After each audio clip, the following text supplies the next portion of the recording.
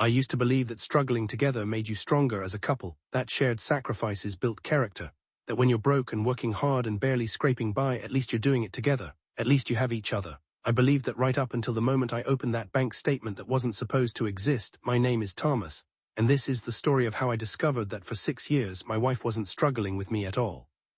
Let me take you back to where this actually started. Amanda and I met in college, got married young, and dove straight into the working world with all the optimism and none of the financial sense that comes with being in your early 20s. We both had decent jobs, nothing spectacular. I worked in IT support for a mid-sized company and she was in administrative work at a healthcare facility. We weren't rich, but we weren't supposed to be poor either, but somehow we always were. At least that's what I thought. It started small.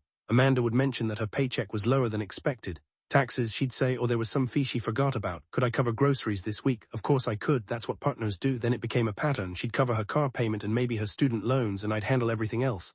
Rent, utilities, internet, food, insurance, gas for both cars, every single household expense.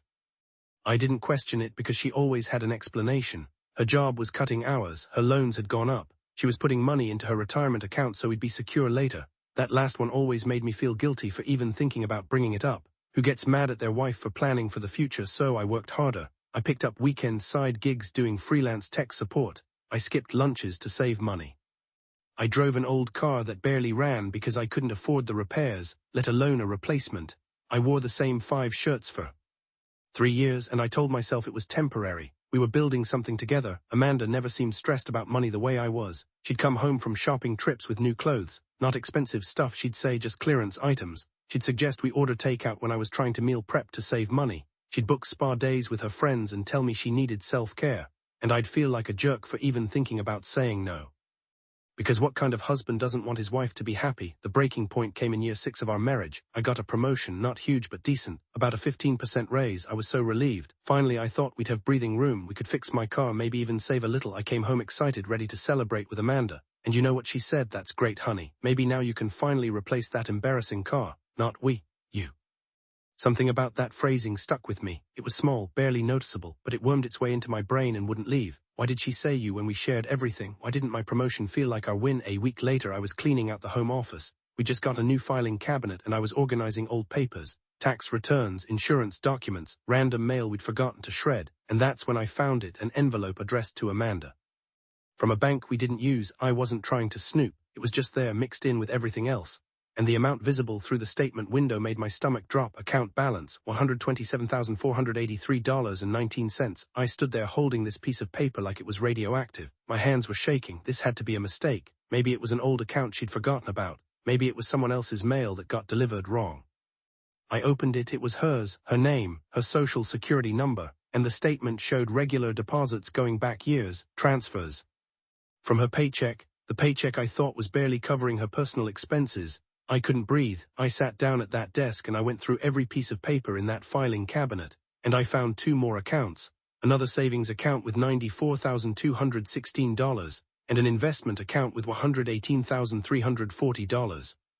My wife had $340,039 hidden away while I'd been living on ramen and doing side gigs every weekend to keep our lights on. I didn't confront her immediately. I needed to understand what I was looking at.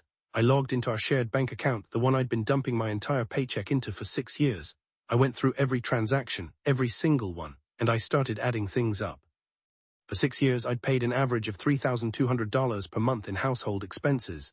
Rent, utilities, food, gas, insurance, internet, everything. That's $38,400 per year times 6 years. I'd paid $230,400 to keep us afloat, and in that same time period Amanda had deposited roughly $340,000 into secret accounts. I wasn't just angry, I was destroyed. Every sacrifice I'd made, every time I'd gone without, every weekend I'd worked instead of resting, every argument I'd had with myself about whether I was being selfish for wanting a new pair of shoes, all of it had been based on a lie. She'd watched me struggle, she'd watched me stress, she'd suggested I was bad with money when I couldn't afford things, and the whole time she was hoarding hundreds of thousands of dollars. When Amanda came home that night, I was sitting at the kitchen table with all 3 bank statements spread out in front of me. She walked in, saw them, and froze. "Thomas, I can explain." "Go ahead," I said. My voice didn't even sound like mine. It was flat, dead. She sat down across from me, and this is the part that still haunts me. She didn't look guilty. She didn't look ashamed. She looked annoyed, like I'd discovered something I wasn't supposed to find, and now she had to deal with it.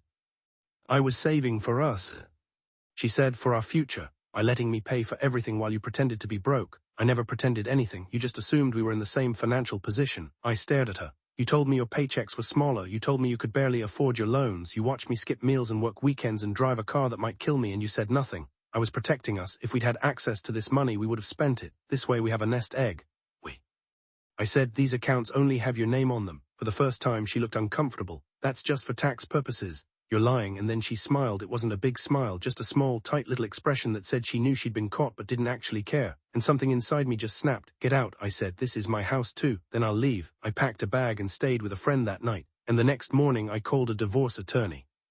The attorney's name was Patricia, and she was older, experienced, and the first person who made me feel like I wasn't crazy. I showed her everything, the bank statements, our shared account history, the proof that I'd paid for literally everything while Amanda secretly saved. This is financial infidelity, Patricia said, and depending on your state laws, this could go very badly for her. We lived in a community property state. Everything earned during the marriage was supposed to be jointly owned. That included Amanda's income, which meant that technically, legally, half of everything in those accounts was already mine. She'd just been hiding it, but it got better. Patricia dug deeper into Amanda's finances. Those accounts, she'd opened them 2 months after we got married. This wasn't something that happened accidentally. This was planned. And in our state, deliberately hiding assets during a marriage could be considered fraud in a divorce proceeding. Filed for divorce 3 days later, Amanda tried everything to stop it. She cried, she apologized, she promised to transfer money to me, she said she'd made a mistake and that she loved me and we could fix this. But I was done. You don't accidentally hide $340,000 from your spouse. You don't accidentally watch them suffer while you build a secret fortune. That's not a mistake, that's a choice. The divorce took 8 months. It should have been simple, but Amanda fought every single thing. She tried to claim the accounts were separate property because they were in her name only. She tried to argue that I'd agreed to pay all the bills so it wasn't her fault. She even tried to say I was financially abusive for controlling the household money, which was absolutely insane considering I was the only one putting money into the household. None of it worked. The judge saw through everything. He ordered a full forensic accounting of both of our finances during the marriage, and when that report came back, it showed exactly what I already knew. I'd contributed $230,400 to household expenses. Amanda had contributed roughly $12,000 total over 6 years. Everything else had gone into her secret accounts. The judge was not happy. In the final hearing, he made a statement I'll never forget.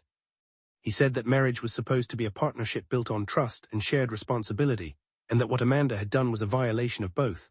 He said that hiding assets while allowing a spouse to shoulder all financial burden was unconscionable. Then he issued his ruling.